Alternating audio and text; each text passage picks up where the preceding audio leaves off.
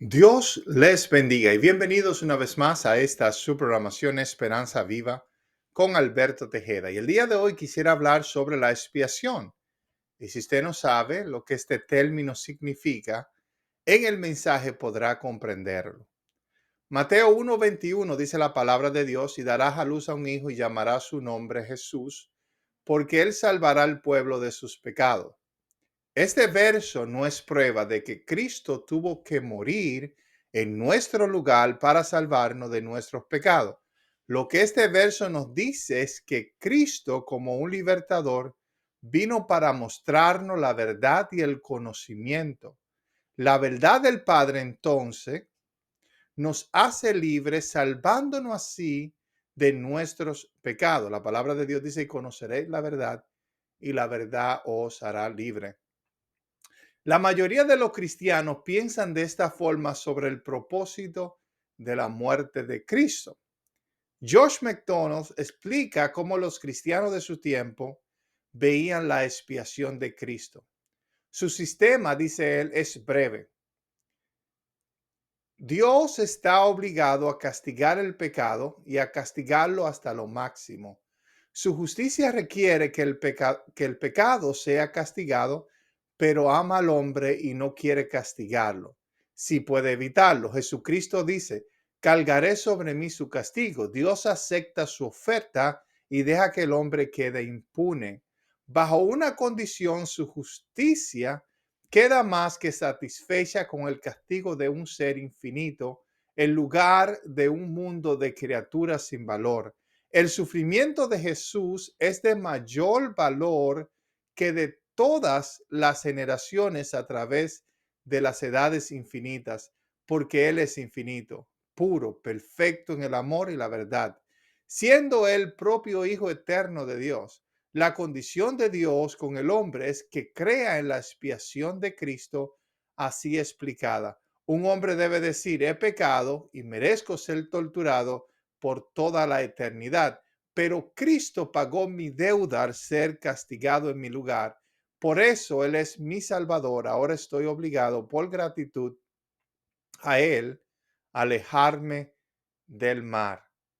Josh McDonald se estaba burlando, podemos decir, de lo que los cristianos creían que era la expiación de Cristo o cuál era el propósito de Cristo de venir a la tierra. Podemos mirar que el día de hoy la mayoría de las iglesias creen de esta forma, creen que Cristo tuvo que morir en la cruz del Calvario para satisfacer la ira de Dios, porque Dios tenía que castigar el pecado, pero Dios, no queriendo castigar al hombre, castigó a Cristo en su lugar. ¿Entiende? Entonces, conociendo algunos de los escritos de este hombre llamado George McDonald, que es una gran inspiración mía, gloria a Dios, para estudiar la palabra de Dios, para entender que la expiación, como le explica la iglesia del día de hoy, es una falsedad, es una mala doctrina, ¿verdad? Entonces yo, Madonna, puedo decir que este hombre justamente aborrece este sistema donde Dios acepta, oiga esto, castigar al inocente y dejar libre al culpable. Y muchas personas aseguran que esta doctrina se encuentra en la Biblia, pero la Biblia no enseña tal cosa. Hay versos bíblicos que hablan sobre el carácter de Dios en este asunto.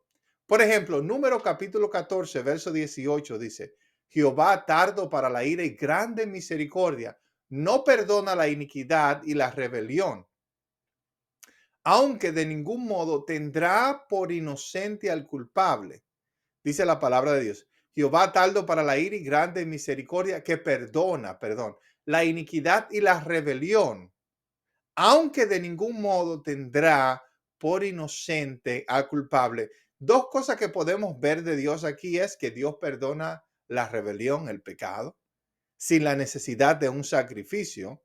Pero otra es que Dios no ha de tener al inocente por culpable, ¿verdad? Entonces, en este verso se desmantela la idea de que Dios castiga al inocente, a Jesús, para perdonar el pecado, la raza humana. Dios no necesitaba la muerte de Cristo, el sacrificio de Cristo, para perdonarnos a nosotros.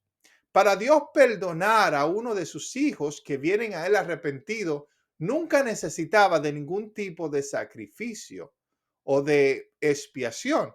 Esto es una enseñanza pagana donde las personas sacrificaban a otras personas o animales para que sus supuestos dioses no se enojaran con ellos. Y nosotros lo hemos visto en películas como Indiana Jones y lo hemos visto, ¿verdad? En Muñequito, donde las personas tenían que sacrificar una virgen en su mayoría para que su Dios no se enojara con ellos.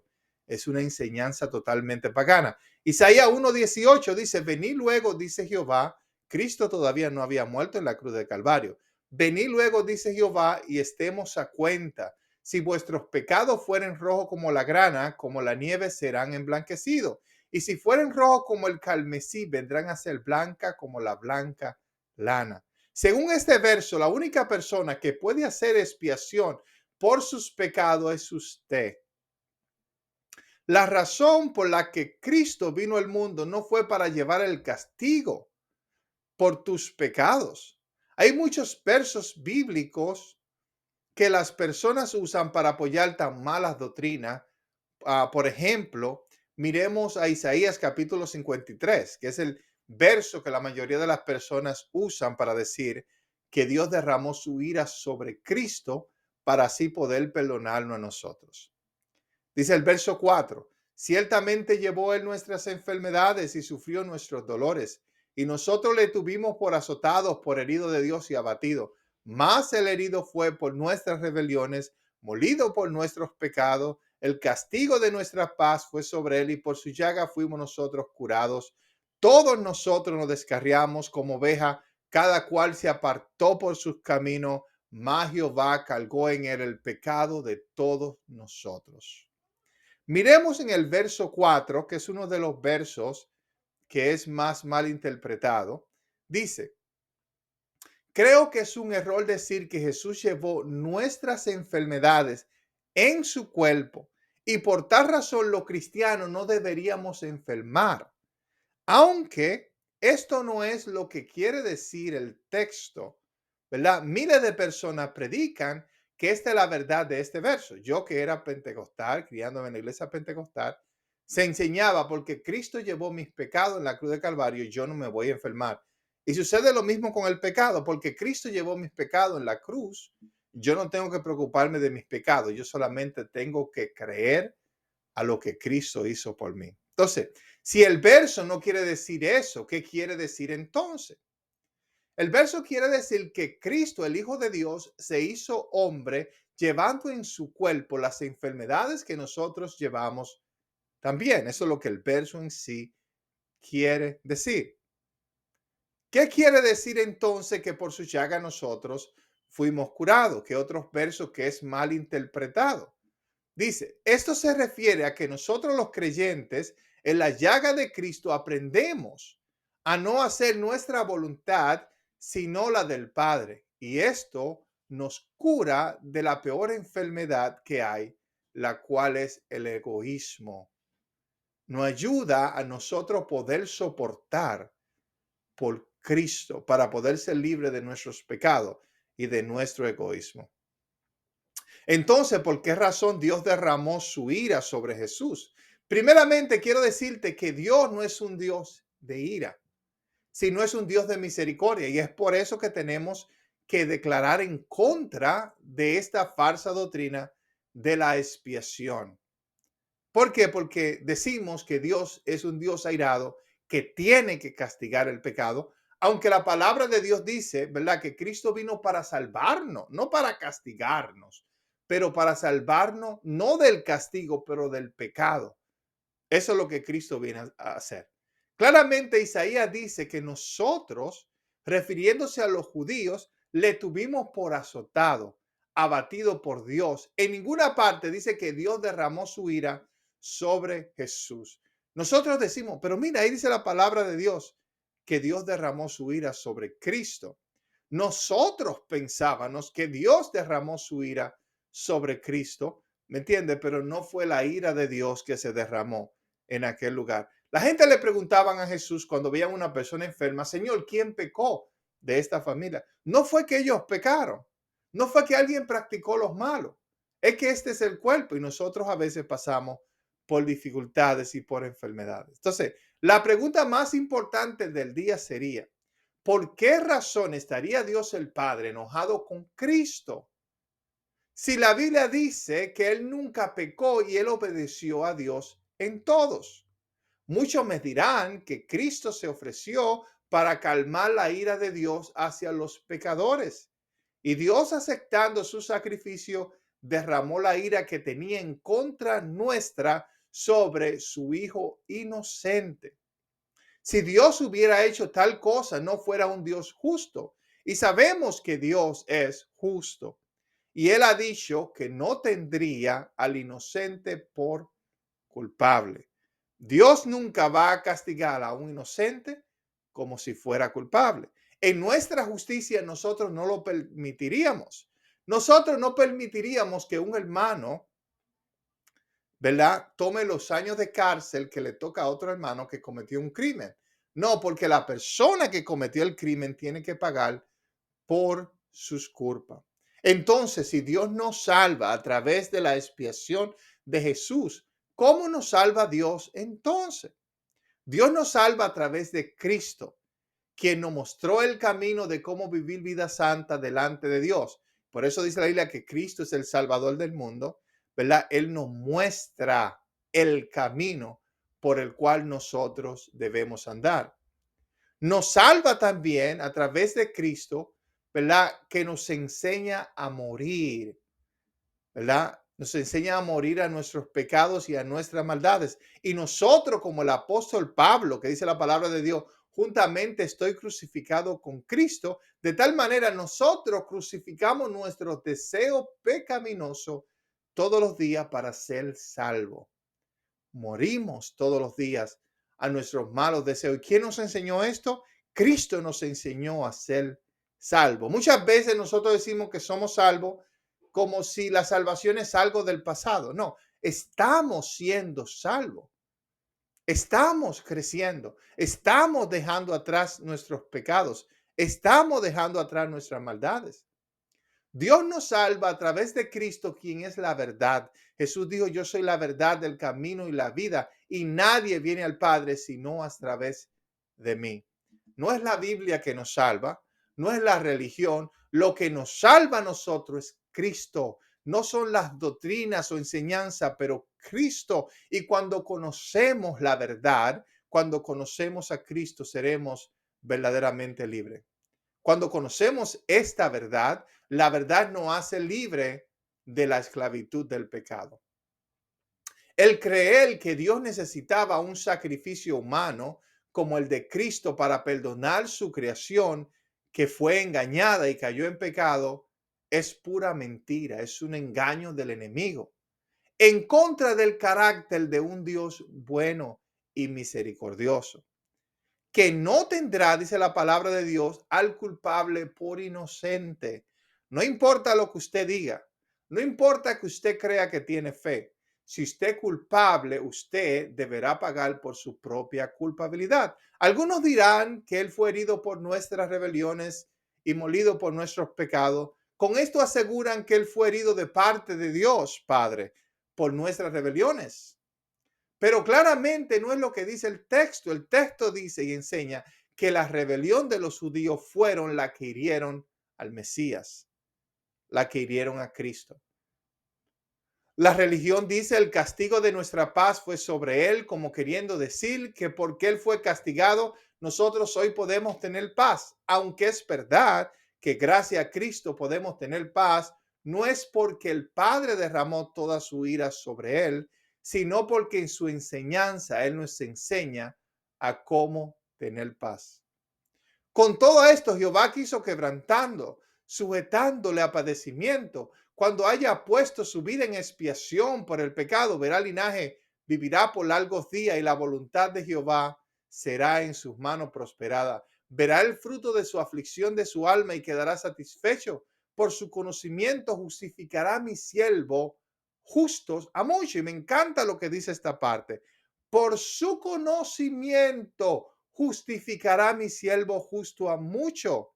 y llevará las iniquidades de ellos a través de que del conocimiento que Él nos imparte a cada uno de nosotros. Por tanto, yo le daré parte con los grandes y con los fuertes, repartirá despojo, por cuanto derramó su vida hasta la muerte y fue contado con los pecadores, habiendo Él llevado el pecado de muchos. ¿Cómo llevó Jesús nuestros pecados? Dándonos el conocimiento de la verdad y limpiándonos de nuestras maldades. Así fue como Cristo llevó el pecado del apóstol Pablo cuando se le apareció en el camino de Damasco y le dijo, Saulo, ¿por qué me persigue?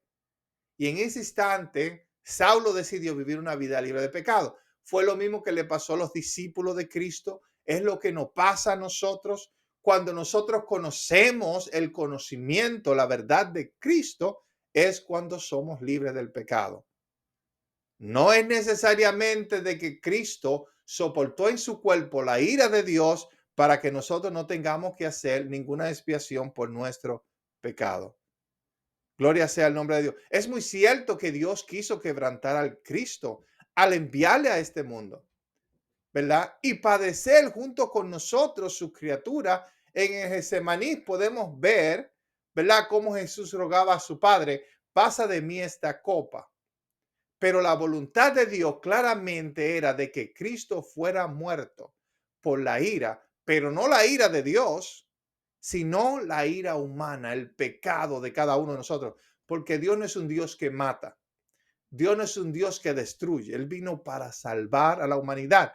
Y la razón, ¿me entiende? Que tenemos que hablar en contra de esta falsa doctrina es porque esta doctrina dice que Dios es un Dios vengativo, un Dios que mata, un Dios airado.